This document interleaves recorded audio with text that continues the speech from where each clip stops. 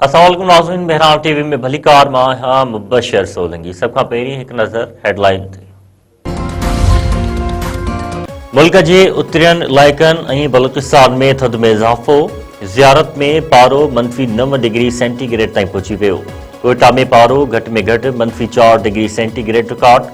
KPK Punjab Sindh जा उतरिया इलाइक़ा शदीद कोहीड़े जे लपेट में। पेशावर एयरपोर्ट ते उॾामूं अजिब मुअत्तल। मुख़्तलिफ़ मोटरवेज़ ट्रैफिक लाइ बंद।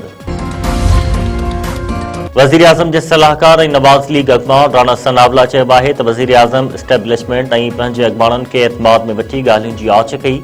अपोज़िशन पहिरियां 5 फ़रवरी ते फ़ीथा रोक हड़ताल करे वठे पोइ ॻाल्हियूं करे। राणा सनावला वधीक चयो आहे त असांखे अंदाज़ो आहे त बानी PTI ॻाल्हियूं नथो चाहे। बानी PTI खे रियासत सां टकराए जी पॉलिसी सां नुक़सान थींदो। नवाबशाह भरिसां कमर सां भरियल ट्रैक्टर ट्राली कल्टी, 2 वाटड़ू दबजी फौत। सागड़ रोड ते हादसो, फौतुनि जी सुञाणप 60 मैल वासी परवेज़ बिरोही ऐं शाहिद बिरोही तौर थी। लाश PMC अस्पताल आंदा विया। ज़रूरी कार्रवाई बैदि मर्द वारसनि हवाले। रोडी में नए साल जे जश्न दौरान आतिशबाज़ी में सड़ी ज़ख़्मी थियल 2 नौजवान फौत। सखर वासी नवीद मेमन ऐं ज़ीशान बंदाणी कराची जे अस्पताल में इलाज दौरान दम ॾिनो।